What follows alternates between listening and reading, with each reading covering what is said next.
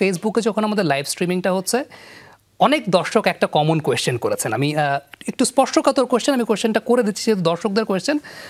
সেটা হচ্ছে সাকিব আল হাসানকে নিয়ে বাংলাদেশ ক্রিকেট বোর্ডের আসলে অবস্থানটা কোন জায়গাটায়। এটা নিয়ে অনেক সময় এক এক রকমের কথা আসলে হয়।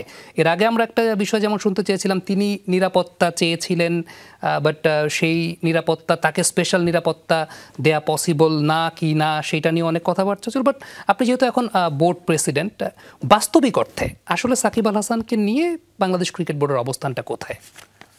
একেবারে বাস্তবিক কথা যদি বলি, সাকিব আল হাসান বাংলাদেশের ক্রিকেটার এবং তিনি সব ফরম্যাটে রিটায়ার করেনি। জি, সো হি ইজ অ্যাভেলেবেল।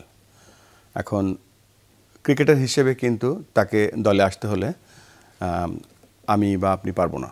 এটি ইজ আমাদের একটা প্রসিডিওর আছে, সেটা হচ্ছে সিলেকশন টিম আছে। সিলেকশন টিম যদি মনে করে যে সাকিবের ফিটনেস ঠিক আছে, সাকিব খেলতে পারে। আরেকটা ব্যাপার হচ্ছে যে সাকিবের অ্যাভেলেবিলিটি। জি, সাকিব এখন দেশে নেই। এখন যদি দেশে থাকে তখন হয়তো সিলেক্টররা সেই ব্যাপারে চিন্তা করতে পারে। তো সাকিবকে প্রথমে দেশে আসতে হবে বা দেশে থাকতে হবে, তারপরে হয়তো বাংলাদেশ ক্রিকেট বোর্ড সেটা চিন্তা করতে পারে।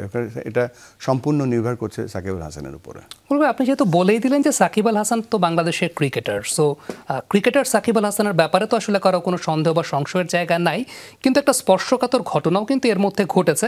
টেস্ট ক্রিকেটার যখন 25 বছর পূর্তি হয়, তখন যেহেতু আমি নিজেও পার্সোনালি সেই প্রোগ্রামটার সঙ্গে ইনভলভ ছিলাম, আমরা কিন্তু সেখানে সাকিব আল হাসানের ছবি রেখেছিলাম। কারণ বাংলাদেশ ক্রিকেটের টেস্ট ক্রিকেটের হিস্ট্রি যদি আমরা পর্যালোচনা করি, সেখানে Shakib Al Hasan should be there. Even প্রথম টেস্টের টসের সিচুয়েশনটাও কিন্তু সেখানে ছিল। বাট ইন রিসেন্ট টাইমসে এই পাকিস্তান সিরিজে সাকিব আল হাসানের প্লে কার্ড নিয়ে দর্শকদের ঢুকতে দেওয়া হয় নাই, বলা হয়েছে যে উপর মহল থেকে নিষেধ আছে। উপর মহলটা আসলে কারা? I am pretty much sure সেটা আপনি না। আমি এই ঘটনা জানি না আসলে, আমি যে ঢুকতে দেওয়া হয়নি বা কিছু না, I am not sure about it. Okay, সেই জায়গাটা নিয়ে আসলে দর্শকদের মাঝেও একটা কনফিউশন আছে এবং অনেক দর্শক সেই কোয়েশ্চেনটা জিজ্ঞেস করছেন যে উপর মহল থেকে নির্দেশনার জায়গা আছে। আপনি কোনো গেস করতে পারেন সেই উপর মহলটা আসলে কি হতে পারে? ক্রিকেটের যদি উপর মহল হয় তো আমরাই তো বোর্ড। জি, এর উপরে তো কিছু নেই ক্রিকেট বোর্ডে।